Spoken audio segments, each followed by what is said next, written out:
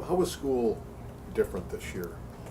It was different this year because I got more choice in my learning and I didn't really have a teacher over me every time telling me you have to do this and this is your next task, and I got to choose how I wanted to do my learning, and I got more choice in what my learning will be like. A lot of people go look at your classroom and say, well, there's all different ages in there, and here we have an example. You've got a 7-year-old and a 10-year-old. How is that different, and how's it good?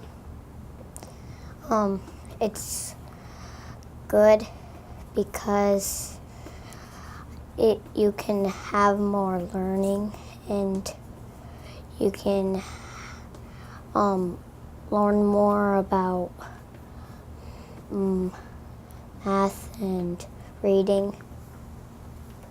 Because students help one another? Yeah.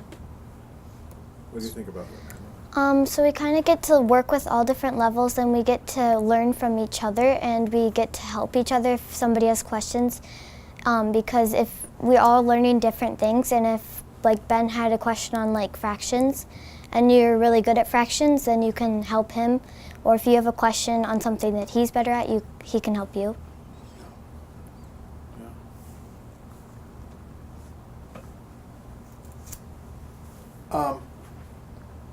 Do you use a lot of technology in the classroom?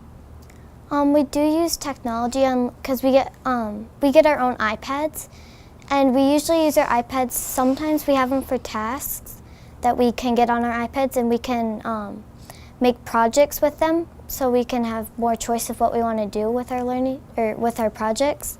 And then we also have email so that we can contact a teacher if we need help with something. Okay, you hit on something there that's really important.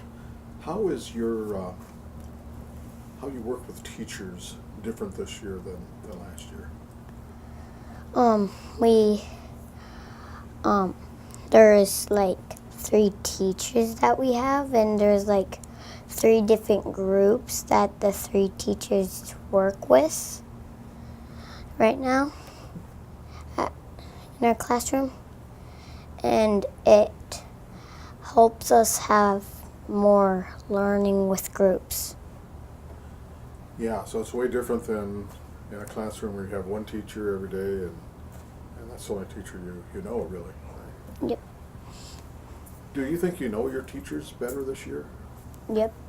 You answer that real fast, man. Tell us why you think you do.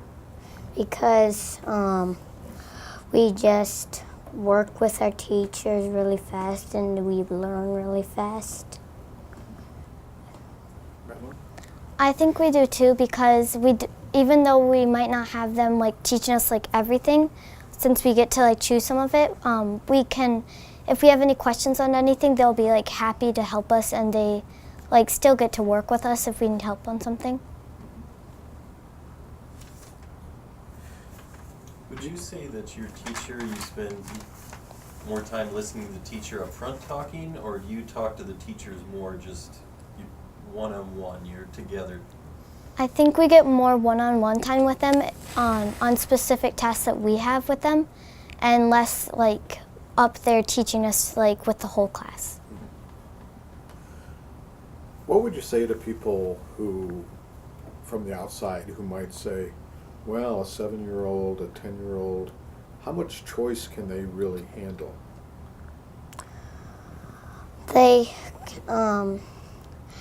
can really have a lot of learning, and they can help each other, and it makes us learn faster.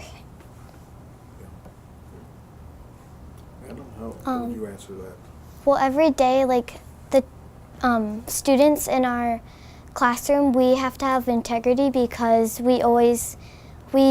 since we get choice in our learning, we get to decide how we want to use our time, and what we're gonna be learning about and how we want to do it.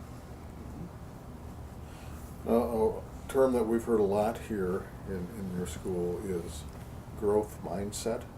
Mm-hmm. And I'd like both of you to answer this.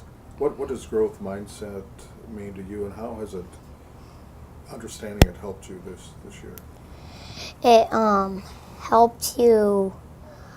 It helps you like brainstorm more thinking, and you never give up in a growth mindset, and you keep on going. Yeah. I think to me, like this year in this classroom specifically, it helps you like keep going and persevere through it and find new ways that you can try to make your learning better and get to explore more and think that you can do it.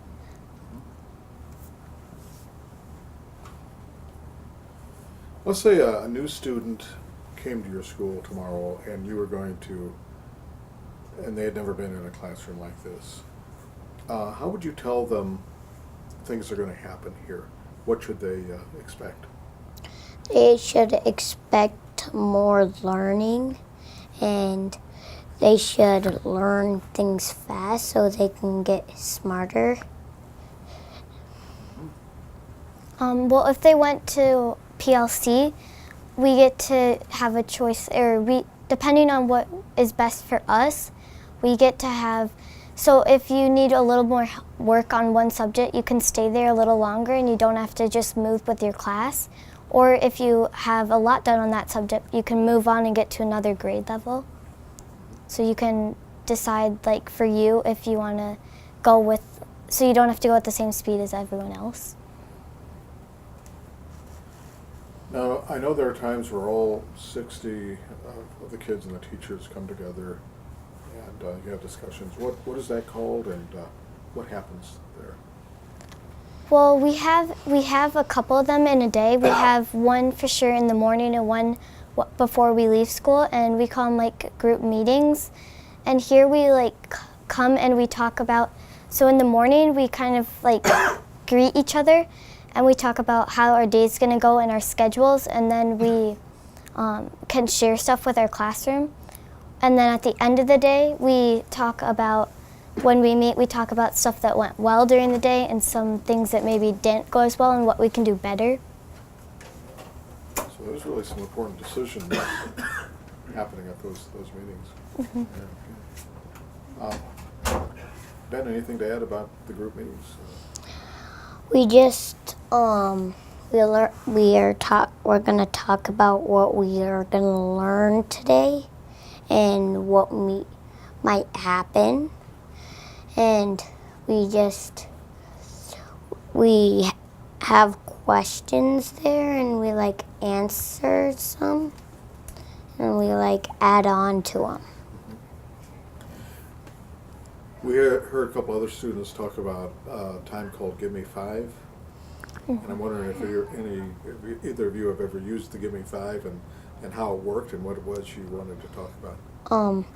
It's where it's like when something's like, if the classroom's too loud or something, or if you want to congratulate someone, you say, "Give me 5," and you say whatever's going on. I used them a couple times, but I know like you can use them for like if you think the classroom's too noisy, just to maybe get people so that they can quiet down so that you can work better. So all you have to do is you just like raise your hand and show 5, and then you say, "Give me 5," and everybody will stop what they're doing and look at you. But then you can also use it, so you can also say like, if somebody didn't know how to do email, because we have that on our iPads, you can schedule like a little meeting if you have everything done, and you can say like, "Give me 5" if you want to know about emails. Then you can like have a little lesson for people who want to know. Speaking of email, do the teachers email you, or do they email your parents? How does the email work? They email you to talk about like what you're learning today, and like we watch videos for like growth mindset, and they just send you emails like they send you emails if there's like something important going on today. So there's a couple different reasons that we use emails. One of them, like the teachers, like in the morning when we get to school, we can check our email, and they usually send like a little inspiration, like a video or a link or something, or a growth mindset video. And then you can answer like what the video like told, what you think about the video and what it kind of was telling you. And then they also use it so if you need to meet with a teacher because you want help on a topic, then you can email them and then they'll set up something. Or you can also use it if they want to come and meet you.